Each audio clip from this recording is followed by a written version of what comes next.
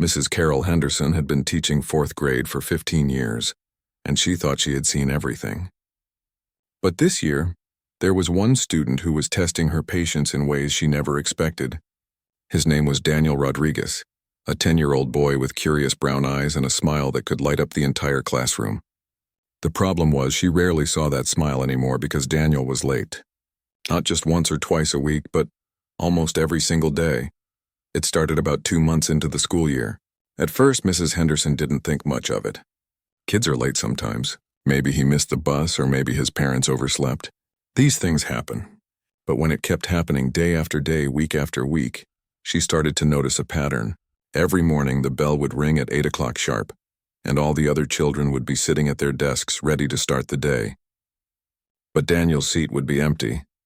Around 8:45, sometimes even 9 o'clock, the classroom door would creak open. Daniel would slip inside, his backpack hanging off one shoulder, his hair messy and his face flushed red from running. He would mumble a quiet apology and hurry to his seat while the other kids stared at him. Mrs. Henderson would stop whatever she was teaching, mark him tardy in her attendance book, and try to get back on track.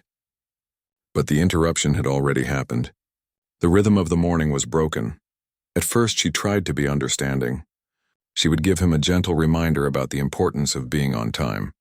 She explained how his tardiness was affecting his learning, because he was missing important instructions at the start of each lesson. Daniel would nod his head and promise to do better. But the next day, he would be late again. Mrs. Henderson started keeping a record. Monday, late. Tuesday, late. Wednesday, late. Thursday, late. Friday, he made it on time, and she felt a glimmer of hope. But the following Monday, he was back to his old routine. She watched as his grades began to slip. Daniel was a smart kid.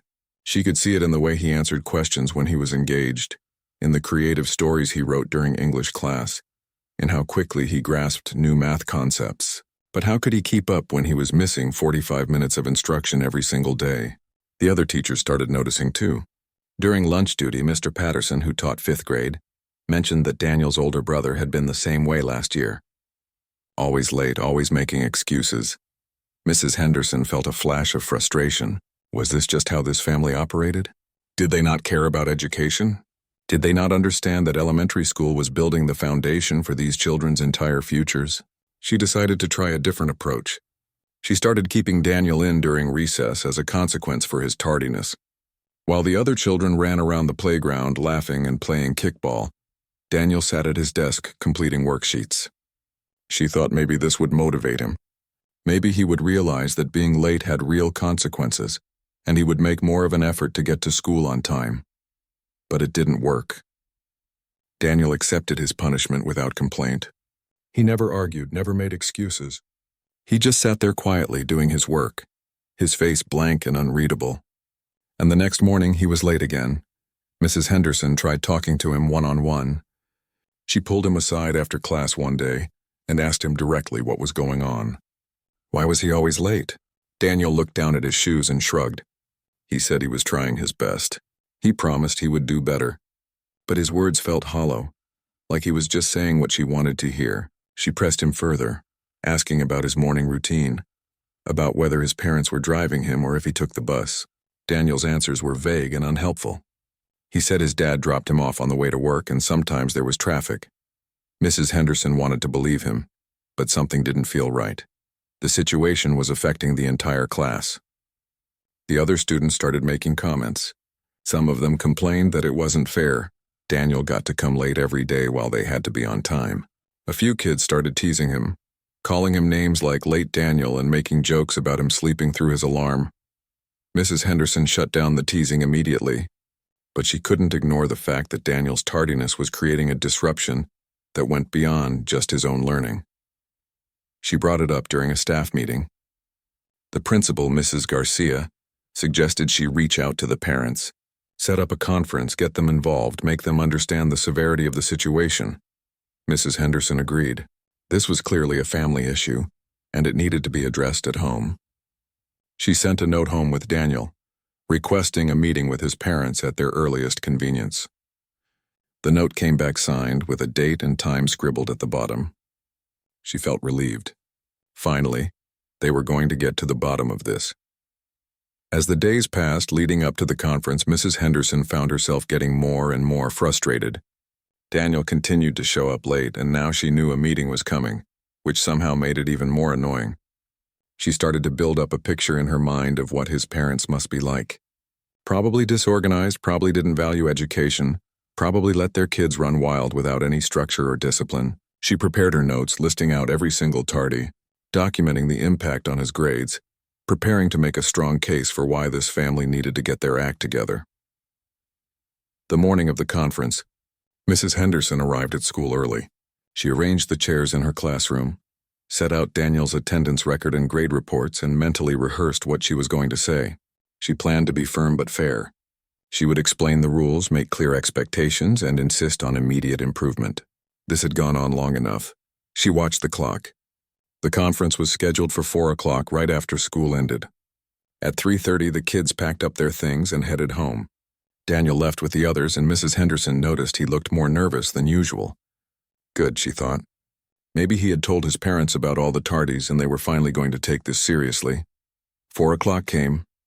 Mrs. Henderson sat at her desk, waiting. She heard footsteps in the hallway and sat up straighter, ready to greet Daniel's parents. But the footsteps passed by her room. She checked her phone. 4:05, still no sign of them. She waited.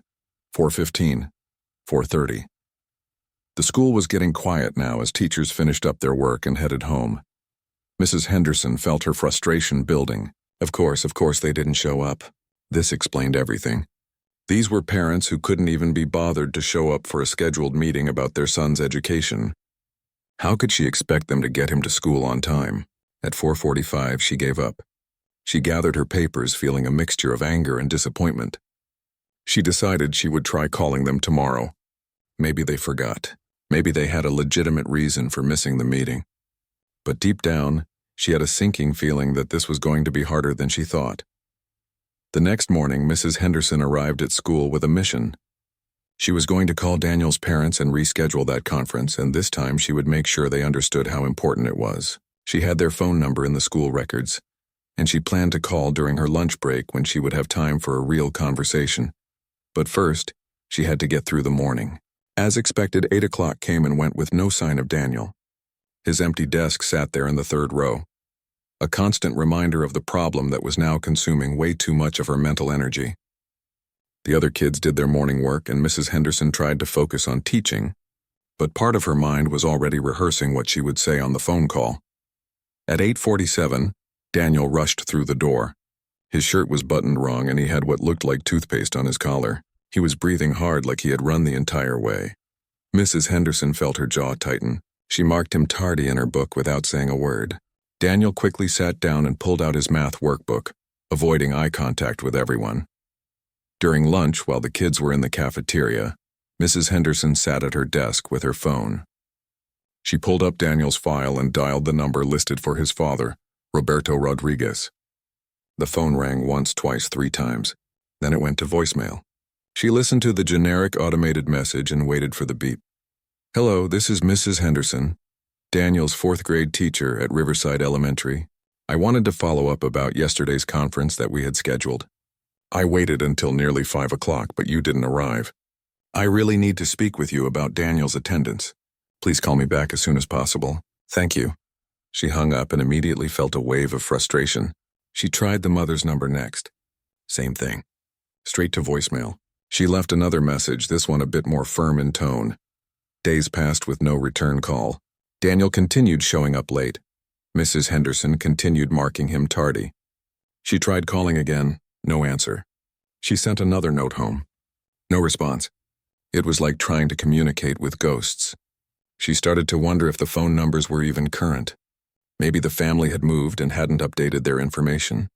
But that didn't make sense because Daniel was still showing up to school every day, just not on time. After a week of failed attempts at contact, Mrs. Henderson decided she needed to take a different approach. She would keep Daniel after school one day and have a more serious conversation with him. Not just a quick chat in the hallway, but a real sit-down talk where she could try to understand what was really going on. She told him at the end of class on a Tuesday afternoon. Daniel, I need you to stay after school today for a few minutes. We need to talk. The look on his face nearly broke her heart. His eyes went wide with fear, and for a moment she thought he might cry, but he just nodded and said, "Okay." When the final bell rang and the other students rushed out of the classroom chattering and laughing, Daniel stayed in his seat. He sat there quietly, his hands folded on his desk, waiting. Mrs. Henderson pulled a chair over and sat down next to him instead of behind her teacher's desk. She wanted this to feel like a conversation, not a lecture. "Daniel," she started gently, "I want you to know I'm not angry with you, but I am worried. You've been late almost every single day for 2 months now. I've tried to reach your parents, but I can't seem to get in touch with them. I left messages, I sent notes home. Did your parents get my messages?" Daniel nodded slowly. "Yes, ma'am." "Did they say anything about coming in for a meeting?" He shook his head. "No, ma'am." Mrs. Henderson took a breath. "Daniel, I need you to help me understand what's happening. Why are you always late? And please, I need you to be honest with me. I can't help you if I don't know what's really going on." Daniel stared at his hands. For a long moment, he didn't say anything. The classroom was completely silent except for the hum of the air conditioning and the distant sound of kids playing outside. Mrs. Henderson waited. She had learned over her years of teaching that sometimes you just had to give kids space to find their words. Finally, Daniel looked up at her. His eyes were shiny with tears that he was clearly trying to hold back. "My mom's not here anymore," he said quietly. Mrs. Henderson felt her stomach drop. "What do you mean, sweetie?" "She died. 2 years ago. It was cancer." The words hung in the air between them. Mrs. Henderson felt like someone had punched her in the chest. She had been so focused on being frustrated, on assuming the worst about his parents, that she had never even considered something like this. "Oh, Daniel, I'm so sorry. I didn't know." She paused, trying to recalibrate everything she thought she knew about this situation. "What about your dad?" "I've been trying to call him." "He works a lot," Daniel said. "He has 2 jobs. He leaves for work really early in the morning, like when it's still dark outside, and he doesn't get home until late at night." "What about the rest of your family? Grandparents? Aunts or uncles?" Daniel shook his head. "My grandma lived with us, but she died last year. My dad's family is all in Mexico. My mom's family is in California, but we don't really talk to them." Mrs. Henderson was trying to process all of this. "So who takes care of you and your brother in the mornings? Who gets you ready for school?" Daniel looked back down at his hands. "I do." "What do you mean you do?" "I get myself ready. And I get Lily ready too." "Lily? Who's Lily?" "My little sister. She's 6. She goes to the elementary school on the other side of town." Mrs. Henderson's mind was racing. "Wait, you have a little sister? I thought you just had an older brother." "I have both. My brother Tommy is in 5th grade here, and Lily is in 1st grade at Meadowbrook Elementary." Something wasn't adding up. "Why does Lily go to a different school?" Daniel shifted in his seat. "Because Meadowbrook has a special program for kids like her. She has some problems. She was born really early and her brain didn't develop right. She needs extra help with everything." Mrs. Henderson felt her heart sinking deeper and deeper. "Daniel, what does your morning look like? Can you walk me through it?" He took a shaky breath. "My dad leaves at 5 in the morning. He works at a factory, and then he goes to his second job after that. Before he leaves, he wakes me up. I have to get up and make sure Lily takes her medicine. She has seizures sometimes if she doesn't take it. Then I have to help her get dressed because she can't really do the buttons and zippers by herself. She's getting better, but it takes a long time. And I have to make breakfast for her and make sure she eats it, because sometimes she forgets to chew and swallow. I have to watch her." Mrs. Henderson was fighting back tears now. "What about your brother? Can't he help?" "Tommy has to leave early because he does a morning program here at school. He's in the breakfast club thing. So it's just me and Lily. And then what happens? Then I have to walk her to her school. It's about 15 minutes away from our apartment. Her school starts at 8, and I have to make sure she gets there on time because her teacher gets really mad if she's late. And I have to talk to her aide and tell her if Lily had a bad morning or if she didn't eat much or anything important like that." "And then you come here?" Daniel nodded. "Yeah, but it takes me about 30 minutes to walk from Meadowbrook to here. I try to run most of the way, but I get tired. And sometimes Lily moves really slow in the morning. Or she has a bad day and doesn't want to get dressed, and then everything takes longer. That's why I'm always late." Mrs. Henderson couldn't hold back anymore. Tears started streaming down her face. This whole time, she had been so focused on attendance policies and classroom disruption. She had built up this whole story in her head about irresponsible parents who didn't care, and here was this 10-year-old boy carrying a weight that most adults couldn't handle. "Daniel, why didn't you tell me this before? Why didn't you explain what was happening?" He shrugged, wiping his own eyes. "I didn't want to make excuses. And my dad told me we have to keep things private. He's worried that if people know he leaves us alone in the morning, someone might call child services and take us away. He's doing his best. We're okay. I just can't figure out how to get to school on time." Mrs. Henderson reached out and gently squeezed his shoulder. "You're not making excuses, sweetheart. This is a real situation that needs real help, and your dad shouldn't have to do this alone. None of you should." Daniel looked at her with hope and fear mixed together in his expression. "Are you going to call someone? Are they going to take us away?" "No," Mrs. Henderson said firmly. "I'm not going to let that happen. But I am going to help your family. That's what we're going to do. We're going to figure this out together." That evening, Mrs. Henderson couldn't stop thinking about Daniel. She sat in her living room with a cup of tea growing cold in her hands, replaying their conversation over and over in her mind. A 10-year-old boy taking care of his disabled little sister every morning, walking her to school, making sure she took her medicine, all while trying to get to his own classes.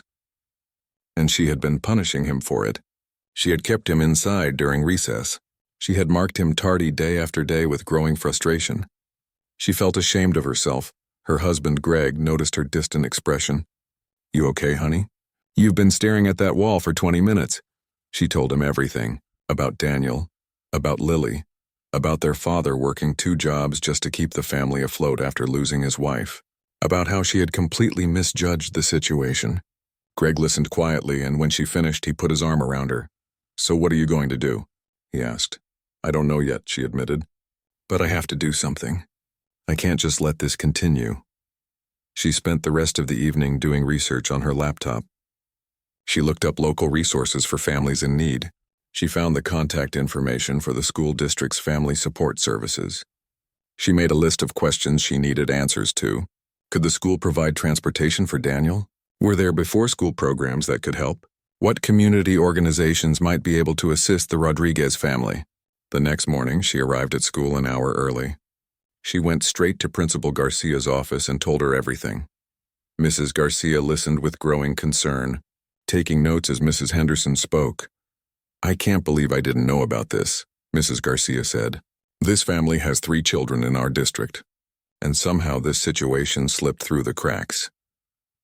I think the father has been trying really hard to keep it together on his own," Mrs. Henderson explained.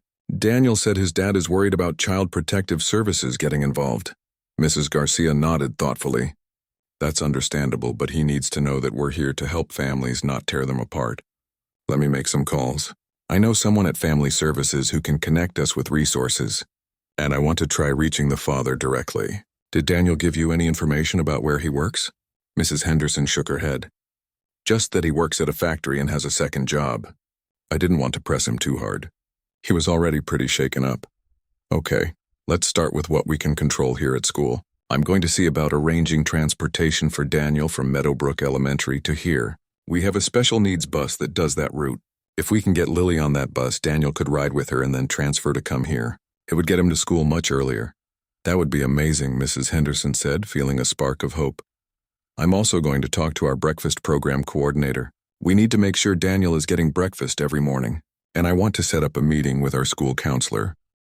This boy has been through trauma, losing his mother, and now he's carrying adult responsibilities. He needs support." Mrs. Henderson felt tears welling up again. "Thank you. Thank you for taking this seriously." "Of course," Mrs. Garcia said warmly. "This is exactly what we should be doing. Now I need you to do something for me. I need you to try one more time to reach Daniel's father. Tell him that we want to help, not judge. Tell him we have resources and we want to set up a meeting at his convenience. If he works nights, we can meet early morning. If he works days, we can meet in the evening. Whatever works for him." That afternoon, Mrs. Henderson pulled Daniel aside again. She knelt down to his eye level and spoke gently. "Daniel, I need to talk to your dad. I promise you I'm not trying to get your family in trouble. Principal Garcia and I want to help. We might be able to get you and Lily a bus to school together, which would make your mornings so much easier. But I need to speak with your father. Is there a time when I could call him when he might actually be able to answer? Daniel thought for a moment. He gets a lunch break at his first job around noon. That's usually when he checks his phone. But he only has like 15 minutes. That's perfect. Thank you, Daniel. She paused.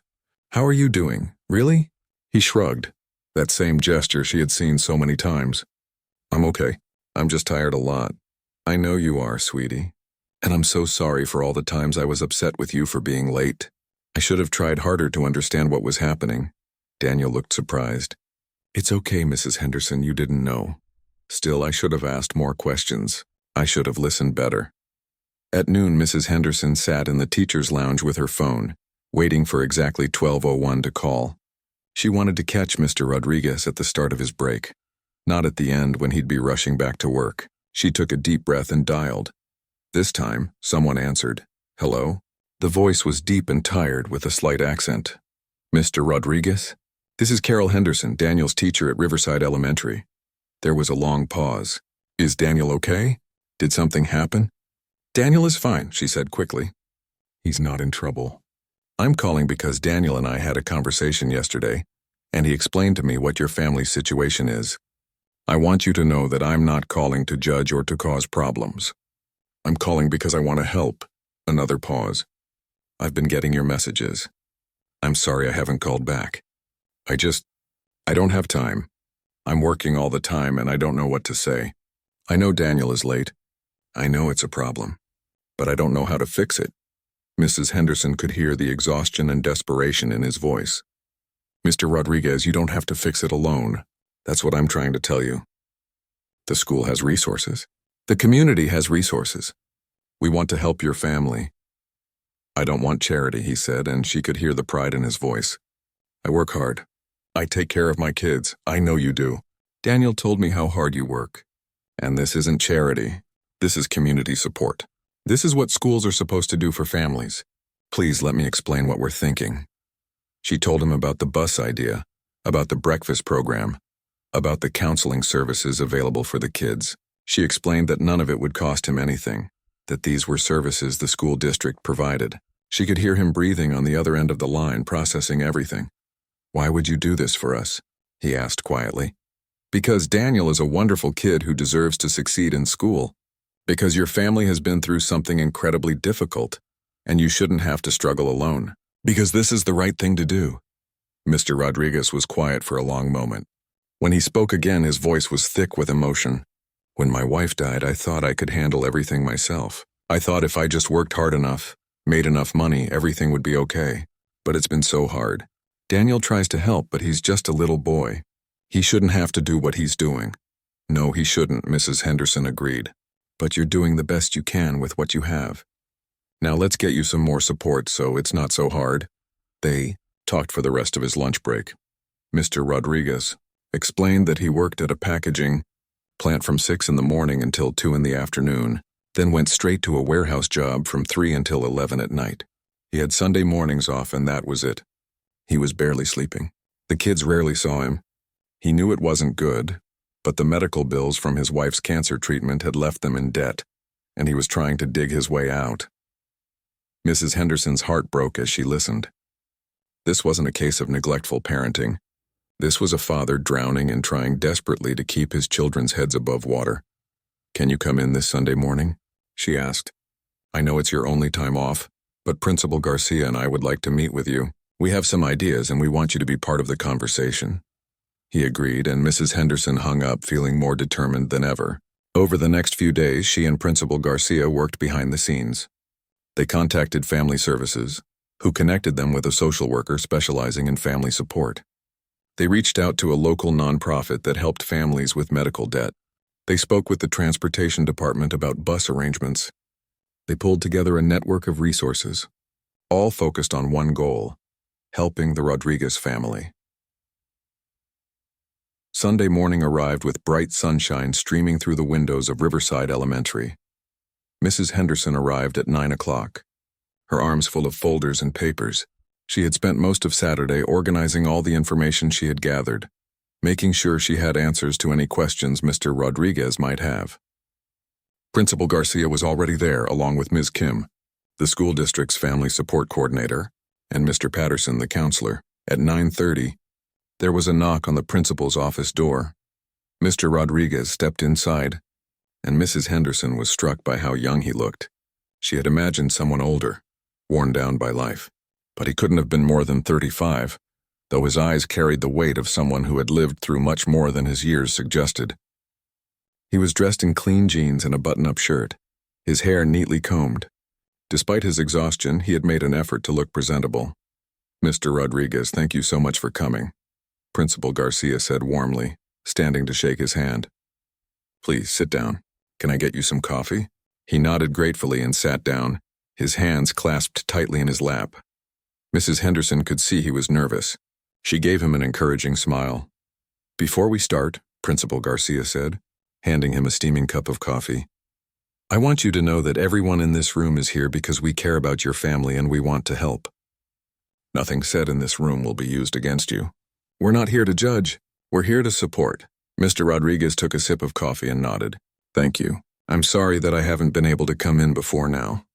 I'm sorry about Daniel being late all the time. I just don't know what else to do." "You don't need to apologize," Mrs. Henderson said gently. "You're doing an incredible job under incredibly difficult circumstances. What we want to do today is show you that you don't have to do it alone anymore." For the next hour, they laid out everything they had put together. Ms. Kim explained that Family Services had a program for families dealing with medical debt. They could help negotiate with the hospitals and possibly reduce what Mr. Rodriguez owed. It wouldn't make everything disappear overnight, but it could significantly reduce the burden. "We also have a food assistance program," Ms. Kim continued. "Your family would qualify for both school breakfast and lunch for all 3 children at no cost, and we can connect you with a local food bank that delivers groceries once a week to families in need." Mr. Rodriguez's eyes widened. "I didn't know any of this existed." "Most people don't," Ms. Kim said kindly. "That's why I'm here. It's my job to connect families with resources. There's no shame in accepting help, Mr. Rodriguez. These programs exist because communities understand that sometimes good families hit hard times." Principal Garcia pulled out a schedule. "Now, for the school situation. We've arranged for both Daniel and Lily to ride the special education bus together in the mornings. The bus will pick them up at 7:45 from your apartment building and take Lily to Meadowbrook first. Then bring Daniel here. He'll arrive by 8:15 at the latest, giving him plenty of time before school starts." Mr. Rodriguez looked like he might cry. "Really? They can both ride together?" "Yes. Daniel can help Lily on the bus just like he does now when he walks her. But instead of it taking an hour of his morning, it'll be a comfortable bus ride, and the bus aide will be there to help too." "What about the afternoons?" he asked. "I don't get off work until 11 at night." "We've arranged after-school care for all 3 children," Principal Garcia explained. "They'll stay here at school until 6 o'clock. They'll have a safe place to do homework, get help if they need it, and have dinner. Tommy can watch over the younger 2. Then a neighbor, Mrs. Chen, has volunteered to check on them from 6 until you get home. She lives in your building and has offered to help." "Mrs. Chen from apartment 204? Mr. Rodriguez asked, surprised. "I barely know her." "She knows your family," Ms. Kim said with a smile. "When we reached out to community members, she was one of the first to respond. She's a retired nurse, and she said she'd be happy to help. She said she's seen you and the kids around and she wants to support you." Mrs. Henderson pulled out another paper. "We've also arranged for Daniel to receive tutoring twice a week to help him catch up on what he's missed. And Mr. Patterson here is our school counselor. He'd like to meet with all 3 of your children regularly, just to provide emotional support. Losing their mother was traumatic and they need someone to talk to." Mr. Patterson leaned forward. "I want to be clear that this isn't because something is wrong with your kids. They're good kids. But grief is complicated and children often don't know how to process it. I just want to give them a safe space to talk about their feelings." Mr. Rodriguez put his face in his hands. His shoulders started shaking and Mrs. Henderson realized he was crying. They all sat quietly, giving him space. After a moment, he looked up, tears streaming down his face. "I've been so alone," he said, his voice breaking. "Ever since Maria died, it's just been me and the kids, and I've been trying so hard to be strong for them. I work and work and work, and it's never enough. The bills keep coming. The kids need things. I can't be in 2 places at once. I'm failing them." "You're not failing them," Mrs. Henderson said firmly. You're loving them. You're working yourself to exhaustion for them. You're teaching them about responsibility and sacrifice. But you don't have to sacrifice so much anymore. Let us help carry this load with you. I don't understand why you're all doing this, he said, wiping his eyes. You don't even know us. We know Daniel, Mrs. Henderson said. And that's enough. He's a special kid, Mr. Rodriguez. He's smart and kind and responsible beyond his years. He's been carrying a burden that no child should have to carry, and he's been doing it without complaint. That tells me everything I need to know about the kind of father you are and the kind of family you're raising. Principal Garcia slid a paper across the desk. This is a consent form for all the services we discussed. If you sign it, we can get started immediately. The bus will pick up the kids tomorrow morning. The after-school program starts tomorrow afternoon. Everything else will be phased in over the next couple weeks. Mr. Rodriguez stared at the paper like it was a lifeline. What do I owe you for all this? Nothing, Principal Garcia said. These are services provided by the school district and community programs. Your tax dollars have been paying into these systems. Now it's your turn to benefit from them. He picked up the pen with a shaking hand and signed the form. Then he looked up at all of them, his eyes red but filled with hope. Thank you. I don't have the words to tell you what this means to us. Thank you. The meeting wrapped up, and as everyone stood to leave, Mr. Rodriguez pulled Mrs. Henderson aside.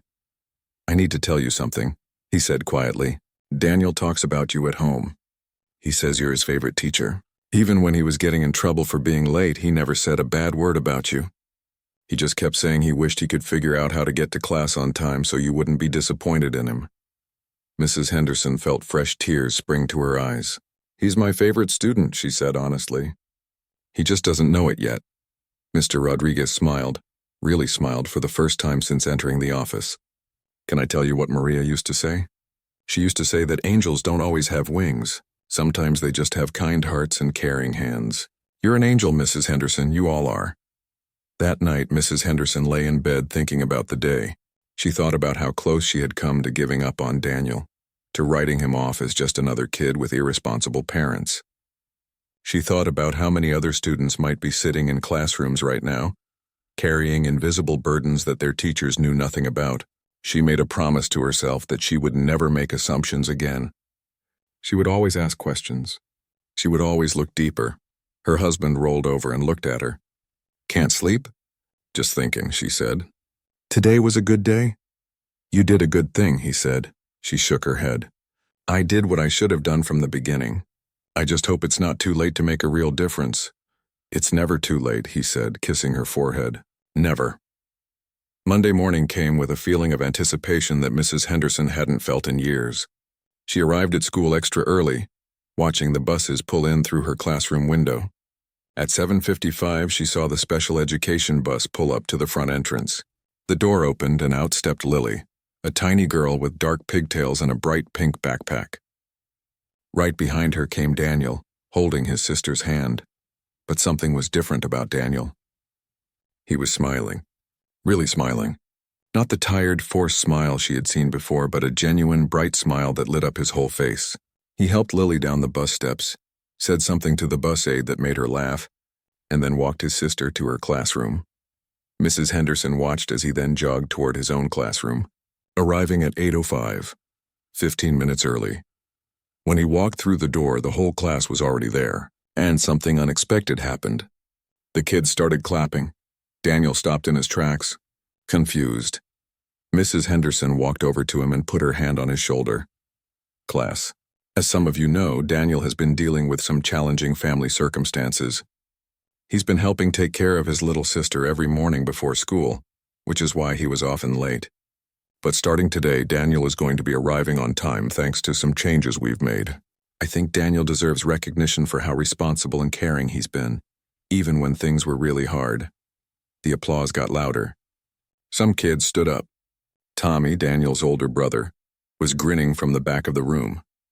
Daniel's face turned red, but he was smiling. He quickly took his seat and Mrs. Henderson started the day's lesson. Everything felt different. Daniel was engaged from the very first minute. He raised his hand to answer questions.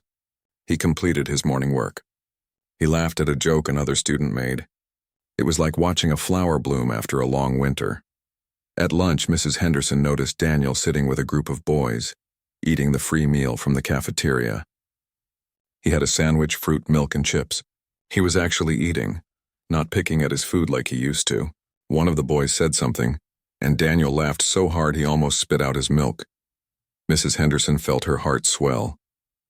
The first week went by, and Daniel was on time every single day. His homework started coming in complete. His test scores improved. During recess, instead of sitting inside as punishment, he was out on the playground playing kickball with the other kids. He was just a regular 10-year-old boy, finally getting to be a kid. But the transformation wasn't just happening with Daniel. Mrs. Henderson noticed changes throughout her entire classroom. The other students who had witnessed Daniel's story seemed more compassionate toward each other. When one student was having a bad day, others were quicker to help. The teasing and gossip that sometimes happened at that age decreased. It was like Daniel's situation had taught them all an important lesson about kindness and understanding. 2 weeks after the bus arrangement started, Mrs. Henderson received an email from Lily's teacher at Meadowbrook Elementary. "Dear Mrs. Henderson," it read, "I wanted to reach out and thank you for what you've done for the Rodriguez family. Lily has been one of my students for 2 years, and I've never seen her this happy and settled. She talks about how her brother rides the bus with her, and she seems so much more secure. Her behavior has improved dramatically, and she's making progress in her academic goals. Whatever you did, it's making a difference for more than just Daniel. Thank you." Mrs. Henderson printed the email and put it in her desk drawer. On the hard days, when teaching felt overwhelming and thankless, she would pull it out and remember why she did this job. A month after the Sunday meeting, Mr. Rodriguez requested another conference. This time he showed up right on time, and he brought all 3 kids with him. They sat in Mrs. Henderson's classroom after school, and Mr. Rodriguez had news to share. The medical debt program that Ms. Kim connected us with, they managed to negotiate down my wife's hospital bills by 70%. 70%. I was paying nearly $1,000 a month trying to chip away at it. Now it's manageable, and because of that I was able to quit my night job at the warehouse. "That's wonderful," Mrs. Henderson exclaimed. "It means I can be home with my kids at night now. We can have dinner together. I can help with homework.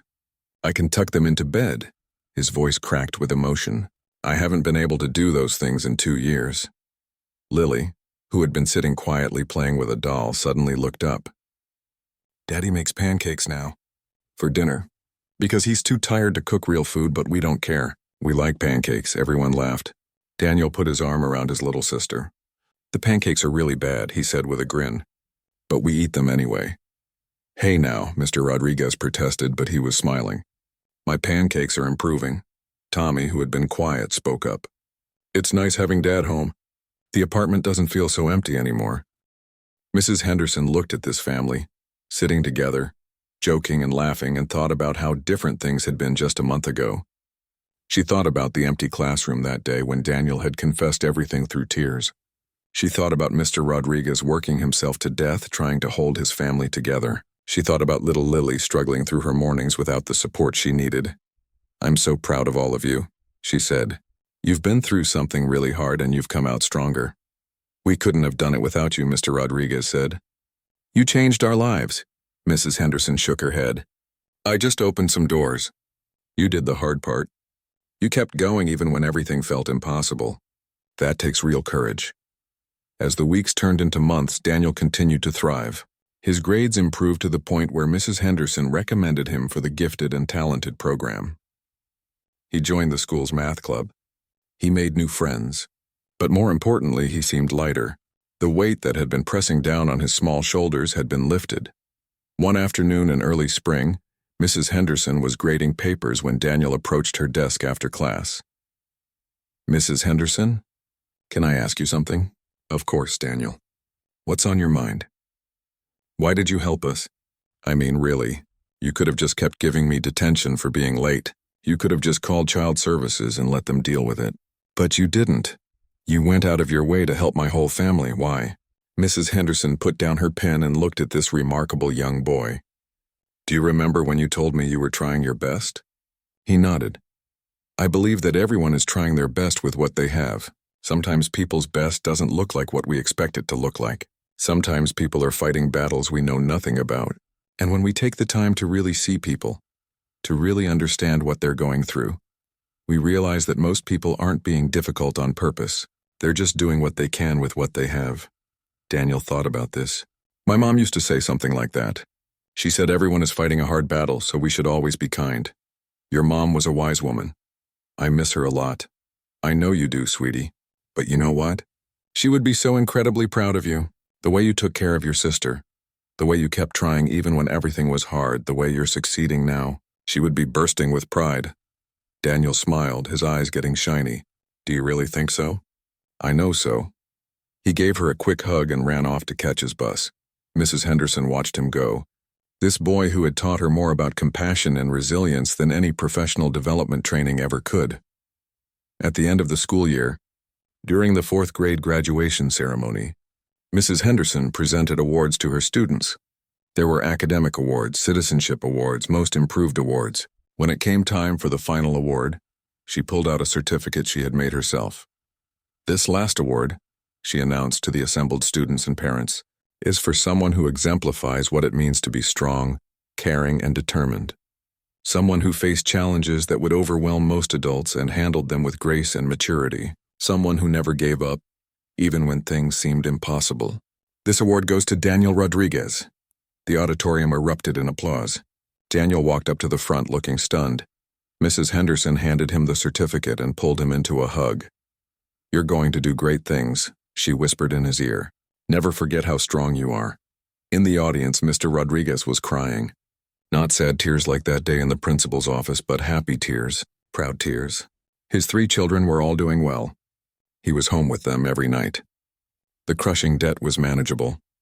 They were going to be okay. As the ceremony ended and families gathered for photos, Mrs. Henderson stood back and watched. She saw Daniel posing with his siblings, all 3 of them grinning at the camera. She saw Mr. Rodriguez looking younger somehow, his face no longer etched with constant worry. She saw Lily, who had grown and progressed so much over the year, holding her brother's hand. Principal Garcia walked up beside her. You know, when you first came to my office about Daniel, I wasn't sure how much we could really do. But look at them now. You changed their trajectory. We changed it, Mrs. Henderson corrected. It took all of us. The school, the community, everyone who stepped up to help. True. But it started with you caring enough to look beyond the behavior and see the child. Not every teacher would have done that. Mrs. Henderson thought about that. She thought about how close she had come to just writing Daniel off, to accepting the easy explanation that he had irresponsible parents who didn't care. She thought about what would have happened if she had never had that conversation with him, if she had never learned the truth. I almost didn't, she admitted quietly. I almost gave up on him. That scares me. How many other kids are out there right now carrying burdens we can't see? How many are being punished for circumstances they can't control? That's why we have to keep asking questions, Principal Garcia said. Keep digging deeper.